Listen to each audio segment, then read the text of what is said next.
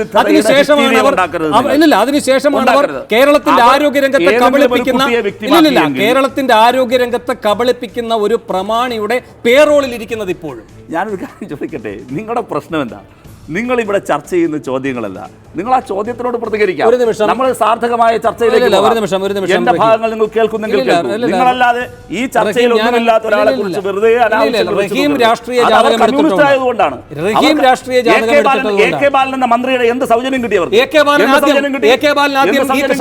സംസാരിക്കട്ടെ, ഒരു ശക്തമായി വരട്ടെ. കാണുന്നില്ല, നിങ്ങൾ കാണുന്നില്ല,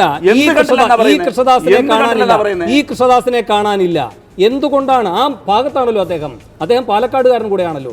ആ ഭാഗത്ത് നിന്ന് ശക്തമായൊരു നടപടി, ഒരു പ്രതികരണം എന്തുകൊണ്ട് ഈ ദിവസങ്ങളിൽ ഉണ്ടാകാതെ പോകും? എന്ത് നടപടി ഉണ്ടായില്ല?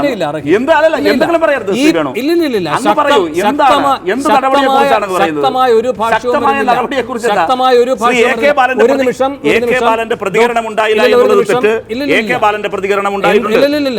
പറഞ്ഞ കാര്യങ്ങൾ അക്കമിട്ട് ഞാൻ ഇപ്പോൾ പറയാൻ എനിക്ക് സമയമില്ല.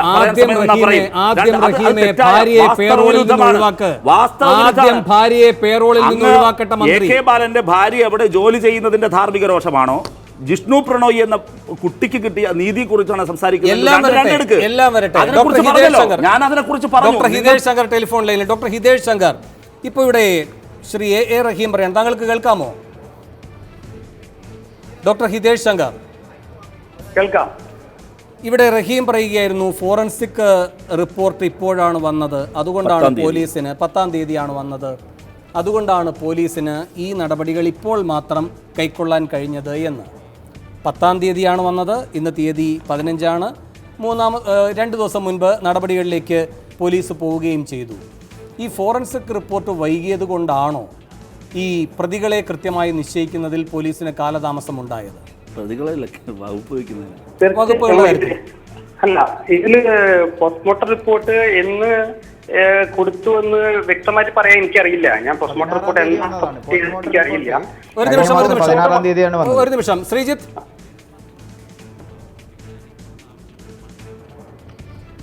ഈ പോസ്റ്റ്മോർട്ടം റിപ്പോർട്ട്, അതിലൊരു കൺഫ്യൂഷൻ ഉണ്ട്. പോസ്റ്റ്മോർട്ടം റിപ്പോർട്ട് 7-ാം തീയതിയാണ് പോസ്റ്റ്മോർട്ടം നടന്നത്. 16-ാം തീയതിയാണ് പോസ്റ്റ്മോർട്ടം റിപ്പോർട്ട് വന്നത്.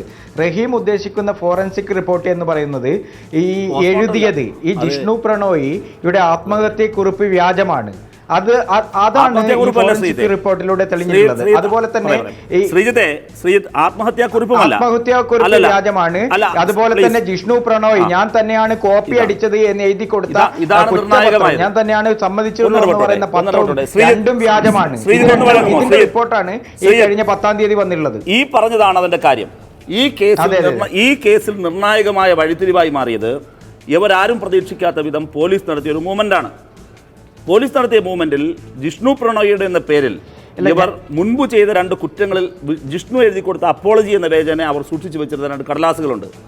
ആ കടലാസുകളായിരുന്നു ഈ കൃഷ്ണദാസൻ സംഘവും പിടിവള്ളിയായി വെച്ചിരുന്നത്. അതിന്റെ ആധികാരികത പൊളിച്ചു. പക്ഷേ അതിന് മുമ്പ് തന്നെ ടെക്നിക്കൽ യൂണിവേഴ്സിറ്റിയുടെ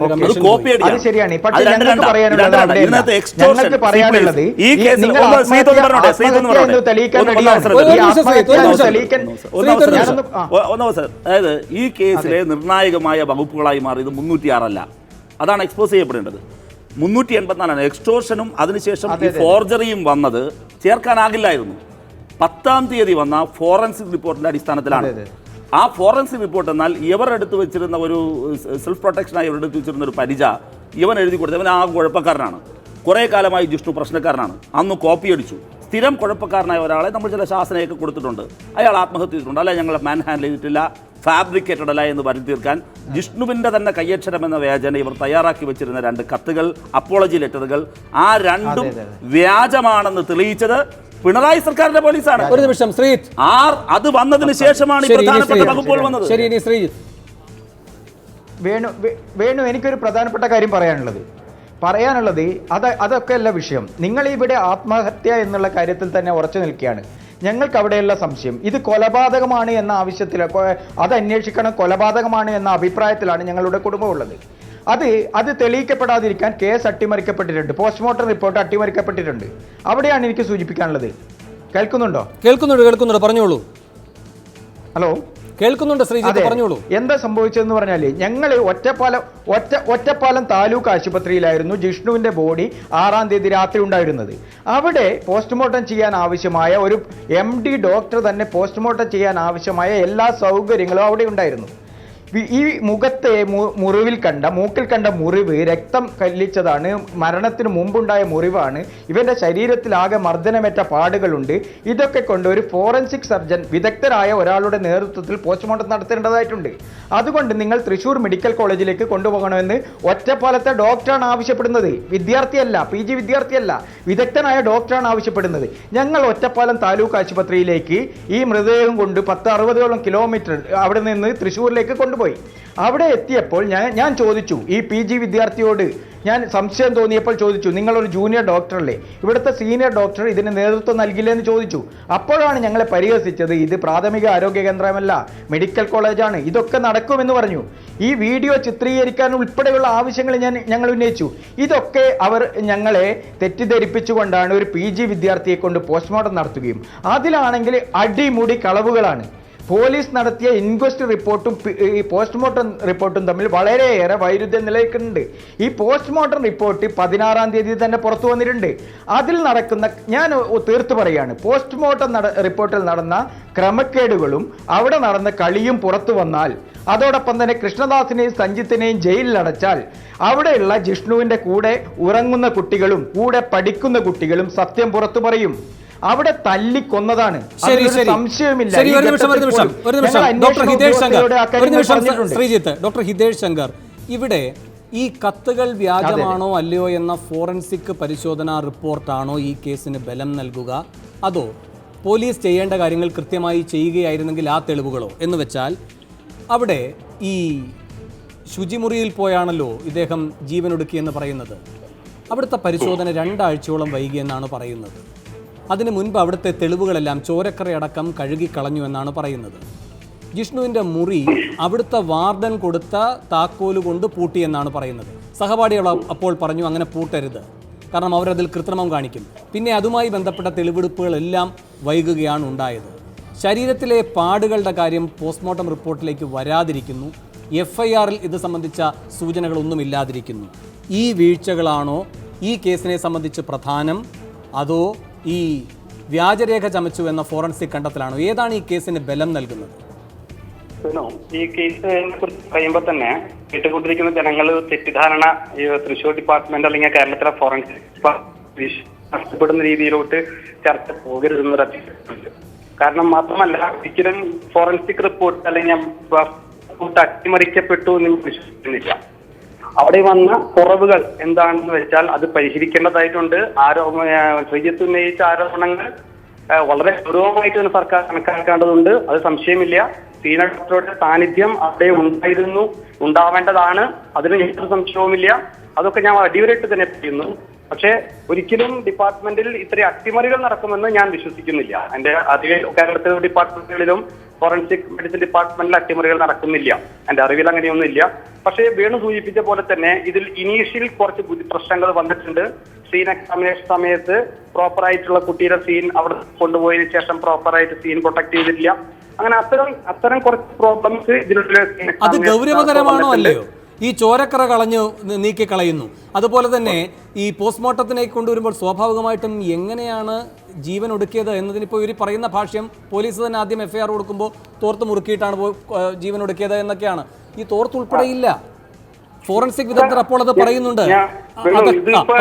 കേസ് വളരെ നന്നായിട്ട് തന്നെ ഇപ്പോൾ അവര് കേസ് ചാർജ് ചെയ്യപ്പെട്ടിരിക്കുന്നു.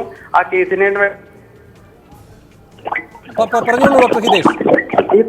നമ്മൾ കേസ് ചാർജ് ചെയ്തപ്പോൾ പ്രതികളെ ഫിക്സ് ചെയ്ത് കേസ് ചാർജ് ചെയ്തിട്ട് പോലീസ് മുന്നോട്ട് പോകുന്ന സാഹചര്യത്തിൽ നമ്മൾ ഇതിന്റെ കുറവുകൾ അധികം മീഡിയയിൽ കൂടെ പറയുകയാണെങ്കിൽ അത് കേസിന് ദോഷമേ ചെയ്യൂ. അത് ഒരിക്കലും അത്രത്തോളം ആ നിലയ്ക്ക് ഡിസ്കഷൻ പോകരുതെന്നുള്ള അഭ്യർത്ഥന പോലും എനിക്കുണ്ട്. പ്രത്യേകിച്ച് ഒരു ക്രൈമാണ്. ശരി, പക്ഷെ ഈ വ്യാജക്കത്ത് ആണ് എന്ന് കണ്ടെത്താനുള്ള ഒരു ചോദ്യം. 2010 2010 ഒരു ഓർഡർ ഉണ്ട്, സർക്കാർ ഓർഡർ ഉണ്ട്. ഇത്തരം ദുരൂഹ മരണങ്ങൾ, ദുരൂഹം എന്ന് ഞങ്ങൾ പരാതി കൊടുത്തിട്ടുണ്ട്. പോസ്റ്റ്മോർട്ടം റിപ്പോർട്ടിന് മുമ്പ് തന്നെ, പോസ്റ്റ്മോർട്ടം നടത്തുന്നതിന് മുന്നേ തന്നെ ഞങ്ങൾ പരാതി കൊടുത്തിട്ടുണ്ട്. ഇത്തരം ദുരൂഹമായ കേസുകളിൽ PG വിദ്യാർത്ഥി പോസ്റ്റ്മോർട്ടം നടത്താൻ പാടില്ല എന്നുള്ള ഒരു സർക്കാർ ഉത്തരവുണ്ട്. അത് നിലവിലുണ്ടോ സർ? അത് നിലവിലുണ്ട്. ആയിരുന്നു ദുരൂഹമാണെന്ന് ആരോപിച്ചു കഴിഞ്ഞാൽ അത് പോലീസിന് നേരിട്ട് ചെയ്യേണ്ടതാണെന്ന് ഞാൻ വീണ്ടും പറയുന്നു. അല്ലല്ല, പഴയന്നൂർ സ്റ്റേഷനിൽ ദുരൂഹ മരണമെന്ന് പരാതി നൽകിയിട്ടുണ്ട്. ഉണ്ടെങ്കിൽ അത് ചെയ്ത് തെറ്റ് തന്നെയാണ്, സംശയമില്ല. അത് സർക്കാർ വളരെ ഗൗരവമായി ഇരകൾ പരമാവധി ചെയ്തിട്ടുണ്ട്. നിയമപരിരക്ഷയ്ക്ക് വേണ്ട എല്ലാ വാതിലുകളും മുട്ടിയിട്ടുണ്ട് ഹിതേഷ് ശങ്കർ. അത് ഞാൻ വളരെ ഗൗരവത്തോടെ തന്നെ കാണും. ഇത്തരം സംഭവങ്ങൾ ഞങ്ങൾ സൊസൈറ്റിയുടെ ഭാഗത്തു നിന്നും ഞങ്ങൾ ഇത്തരം കാര്യങ്ങൾ റിപ്പീറ്റ് ചെയ്യാതിരിക്കാനുള്ള ഒരു മന്ത്രിയുമായി സംസാരിച്ച് ഞങ്ങൾ വേണ്ടത് ചെയ്യും. പക്ഷെ ഇപ്പോൾ നല്ലൊരു ശരിയായ ദിശയിലാണ് ഞാൻ പോകുന്നതെന്ന് ഞാൻ വിശ്വസിക്കുന്നു. ഈ ശരിയായ ദിശയിൽ പോകുമ്പോൾ നമ്മൾ അതിനെ പുറകോട്ടടിക്കുന്ന രീതിയിലുള്ള ഡിസ്കഷനിലേക്ക് പോകരുതെന്നുള്ള അഭ്യർത്ഥനയാണ് എനിക്കുള്ളത്. ശരി, ഒരു സംശയം. മെഡിക്കൽ ബോർഡ് രൂപവൽക്കരിച്ച് അന്വേഷണം നടത്തണം എന്ന ഒരു ആവശ്യം ഉയർന്നിട്ടുണ്ട്. കിരൺ നാരായണൻ തന്നെ അത് ആരോഗ്യവകുപ്പിന് കത്ത് നൽകിയിട്ടുണ്ട്. വീണ്ടും മൃതദേഹ പരിശോധന അടക്കമുള്ള കാര്യങ്ങൾ എത്രമാത്രം സാധ്യമാണ് ഈ കേസിലെ ആദ്യഘട്ടത്തിലെ വീഴ്ചകൾ പരിഹരിക്കാൻ, ഇത് ബലപ്പെടുത്താൻ? ഓക്കെ, അത് പറഞ്ഞപ്പോഴാണ് ആരോഗ്യവകുപ്പ് എന്ന് പറഞ്ഞപ്പോൾ വളരെ റെപ്യൂട്ടഡ് ആയിട്ടുള്ള, റെസ്പെക്ട്ഫുൾ ആയിട്ടുള്ള ഒരു ഡോക്ടറെ കുറിച്ച് നമ്മൾ സ്ഥാപനത്തിൽ ചെയ്തു എന്നുള്ള ഒരു കാര്യം വെച്ചുകൊണ്ട് അവർ ഇങ്ങനെ വേണോ? ആ ടെലിഫോൺ ലൈനിൽ പ്രശ്നമുണ്ട്. വീണ്ടും ഡോക്ടർ ഹിതേഷ് ശങ്കറിനെ വീണ്ടും ബന്ധപ്പെടാം. ടെലിഫോൺ ലൈനിൽ തകരാറുണ്ട്. സഞ്ജു പ്രസാദിലേക്ക് പോകുന്ന നമ്പർ റഹീം. എനിക്ക് അരമണിക്കൂർ നീളുന്ന ചർച്ചയിൽ 3 മിനിറ്റാണ് അങ്ങ് തന്നത്. ഇത് എന്നെ ഓർമ്മിപ്പിച്ചത് കണ്ടിരുന്നൊരു പ്രേക്ഷകനാണ്. 3 മിനിറ്റ്. ദേവി എന്നോട് നീതി കാണിക്കണം. ഇവിടെ ഇത്തരം കേസുകൾ അട്ടിമറിക്കുകയും വേട്ടക്കാരുടെ പക്ഷം ചേരുകയും ചെയ്യുന്നവർ ഞങ്ങളല്ല. ഞാനൊരു ഉദാഹരണം പറയുന്നത് അല്പം മാറിപ്പോവാണ്, ക്ഷമിക്കണം. കോട്ടയം മട്ടക്കര കോളേജ് ടോംസ്, ആ ടോംസിനെ സംബന്ധിച്ച് ഉമ്മൻചാണ്ടിയുടെ കാലത്തൊരു പരാതി കൊടുത്തു. ആ പരാതിയിന്മേൽ LDF ഗവൺമെൻറ് കാലത്തുനിന്ന് പരാതി വന്നു. LDF ഗവൺമെൻറ് അന്ന് അന്വേഷിച്ചതിന് ശേഷം FIR സ്റ്റേജിലേക്ക് എത്തുമ്പോൾ UDF വന്നു. ആ കേസ് അട്ടിമറിച്ചു. അത് സംബന്ധിച്ച് ഇപ്പോഴും ആളുകൾ പരാതി പറയുന്നു. അന്ന് ജസ്റ്റിസ് ശ്രീദേവി മനുഷ്യാവകാശ കമ്മീഷൻ അന്വേഷിച്ചു. ഈ കേസുകളെല്ലാം അട്ടിമറിച്ചു. ഉമ്മൻചാണ്ടിയുടെ കാലത്തുണ്ടായ ഏതെങ്കിലും ഒരു ഘട്ടത്തിൽ, UDFൻ്റെ കാലത്തുണ്ടായ ഘട്ടത്തിൽ പലപ്പോഴും നമ്മുടെ LDF ഗവൺമെൻറ് മുമ്പുള്ള ഘട്ടങ്ങളിൽ പോലും പലപ്പോഴും വിക്ടിമാക്കപ്പെട്ടിട്ടുണ്ട് പലരും. രക്തസാക്ഷികളും ഉണ്ടായിട്ടുണ്ട്. ആ രക്തസാക്ഷികളുടെ പട്ടിക തുടരുകയാണ്. നമ്മൾ ന്യൂസ് റൂമുകളിൽ നിന്ന് ചർച്ച ചെയ്ത് അവസാനിച്ചു പോവുകയാണ്.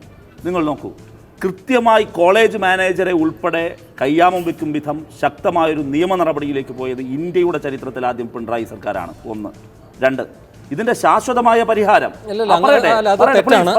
ഒരു സെക്കൻഡ്.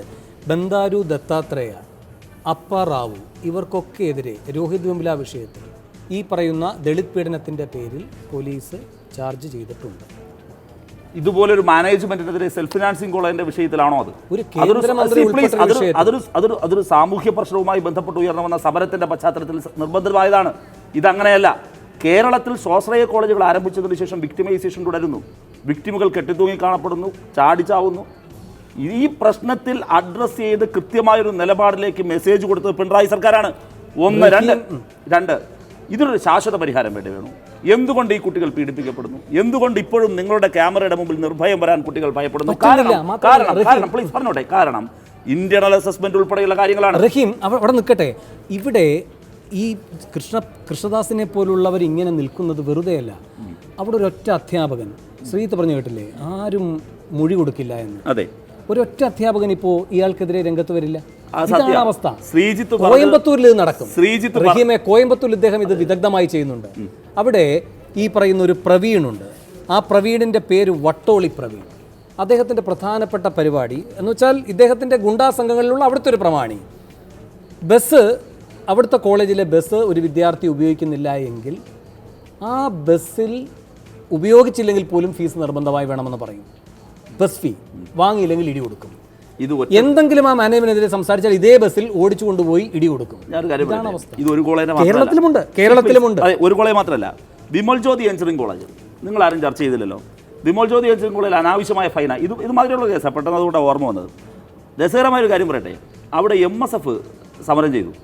ഞാൻ പറയാം, MSF ആദ്യം അവിടെ സമരം ചെയ്യുന്നത്. MSF അവിടെ സമരം ചെയ്ത് പോയപ്പോൾ MSFനെ തല്ലിക്കാരെന്നറിയോ? പ്രാദേശിക കോൺഗ്രസ് നേതൃത്വവും മാനേജ്മെന്റ് ഇതുപോലെയുള്ള പ്രവീണുമാരും ഗുണ്ടകളും ചേർന്നിട്ടാണ് കണ്ണൂർ. തൊട്ടുപിറകെ SFI അവിടെ നടത്തി. SFIക്ക് പ്രൊട്ടക്ഷനായി DYFI പോയി. തല്ലാൻ ഈ പറയുന്ന കോൺഗ്രസ് നേതാക്കളും ഉണ്ടായില്ല, ഇവരും ഉണ്ടായിരുന്നില്ല. അവിടെ പ്രശ്നം പരിഹരിക്കപ്പെട്ടു. 2, വെള്ളാപ്പള്ളി നടേശൻ്റെ കോളേജുണ്ടല്ലോ, ശ്രീ സുരേന്ദ്രനോട് ഞാൻ ചോദിക്കുന്നു, വി മുരളീധരൻ്റെ സമരപ്പന്തലിൽ ഒരു മാന്യനെത്തിയല്ലോ ശ്രീ സുഭാഷ് വാസു, അദ്ദേഹത്തിന്റെ കോളേജാണ്. ഇതുപോലുള്ള ഗുണ്ടകളെയും വെച്ച് ഇടിമുറിയുണ്ട്. എന്തേ കുമ്മനം രാജശേഖരൻ പോകുന്നില്ല? ശ്രീ കുമ്മനം രാജശേഖരന്റെ സ്വന്തം ജില്ലയാണ് ടോംസ് കോളേജ്, എന്തേ പോകുന്നില്ല? ആ ടോംസ് കോളേജിനെ കുറിച്ച് മുമ്പ് വിഘ്നേശ്വര ഇൻസ്റ്റിറ്റ്യൂട്ട് നടത്തുന്ന ഘട്ടം മുതൽ പരാതിയുണ്ട്. എന്തേ ശ്രീ കുമ്മനം രാജശേഖരൻ പ്ലീസ് പറയട്ടെ. ഇവിടെ ഇതുപോലുള്ള പിന്നെ അമൽ ജ്യോതി SFI സമരം ചെയ്തു. പ്രശ്നം ഇതാണ്, നിങ്ങളൊരു ചാർജ് ഇടുന്നു, പക്ഷേ അയാൾക്ക് അതിൽ നിന്ന് രക്ഷപ്പെടാനുള്ള വഴിയും ഇട്ടുകൊടുക്കുന്നു.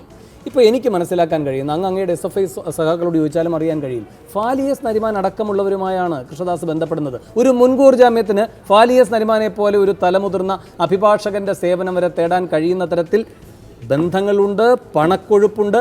ഇപ്പോഴും അദ്ദേഹം സജീവമായി അതിനൊക്കെ രംഗത്തുണ്ട് താനും. പ്ലീസ് മനസ്സിലാക്കണം, 10-ാം തീയതിയാണ് ഈ കേസിൽ ഇതെല്ലാം നിർണായകമായ വഴിത്തിരിവുണ്ടാകുന്നതും ഇവരെല്ലാം ഫിറ്റ് ചെയ്യാൻ കഴിയുന്ന വിധം ഈ KP വിശ്വനാഥന്റെ മകനിലേക്ക് ഉൾപ്പെടെ തെളിവുകളെത്തുന്നത്. 11-ാം തീയതി ഇവരെ പോലീസ് സമൻ ചെയ്യുന്നുണ്ട്. അന്ന് മുതൽ അബ്സ്കൗണ്ടിങ് ആയി. അത് ശരിയാണ്, അവരെ പിടിക്കാൻ പോലീസ് അങ്ങേയറ്റം നോക്കുന്നുണ്ട്. ഇത്രയും കൃത്യമായി അവർക്കെതിരെ നിയമങ്ങൾ സംഘടിപ്പിച്ച്, തെളിവുകൾ സംഘടിപ്പിച്ച്, അവർക്കെതിരെ പഴുതടച്ച് നീങ്ങിയെങ്കിൽ ഇപ്പോൾ താങ്കൾ തന്നെ പറഞ്ഞ ആധികാരികമായി കാത്തിരിക്കൂ എന്നോട് നേരത്തെ വാൺ ചെയ്ത ശ്രീ ഹിതേഷ് ശങ്കർ പറഞ്ഞ എന്താ, അന്വേഷണം ശരിയായ വിധം നീങ്ങുന്നു. ശ്രീജിത്ത് അല്ലല്ല, അങ്ങനെയല്ല അദ്ദേഹം പറയുന്നത്. പഴയ കാര്യങ്ങൾ, പഴയ കുഴപ്പങ്ങൾ എടുത്തു വെച്ച് ഈ കേസിനെ ദുർബലപ്പെടുത്തരുത് എന്നാണ്. ഇല്ലില്ല, ശ്രീജിത്തിന്റെ സതുദ്ദേശത്തെയും ഹിതേഷ് ശങ്കറിന്റെ സതുദ്ദേശത്തെയും അങ്ങയുടെ പരിചയമാക്കരുത്. ഒറ്റ കാര്യമേ ഞാൻ പറയുന്നുള്ളൂ, നിങ്ങളുടെ ആരോപണത്തെ ഞാൻ പൂർണ്ണമായി തള്ളുന്നു. ഈ കേസിൽ ഇതുവരെ ശക്തമായി ഞങ്ങൾക്ക് നീങ്ങാനായി എങ്കിൽ ഒരിക്കൽ പോലും ഞങ്ങളായിട്ട് ഒരു പഴുത് ഇദ്ദേഹത്തിനെന്നല്ല ഒരു കോളേജ് മാനേജ്മെന്റിനും ഒരു വേട്ടക്കാരനും വേണ്ടി കൊടുക്കാൻ പോകുന്നില്ല. ശരി, ഞാനൊരു ഇടവേളയിലേക്ക് പോകാൻ. ഇടവേളയ്ക്ക് ശേഷം അതിഥികളിലേക്ക് തിരികെ എത്താം. MC ഹാഷിം ഈ ചർച്ചയിൽ പങ്കുചേരുകയാണ്. ഇടവേളയ്ക്ക് ശേഷം തിരികെ എത്താം.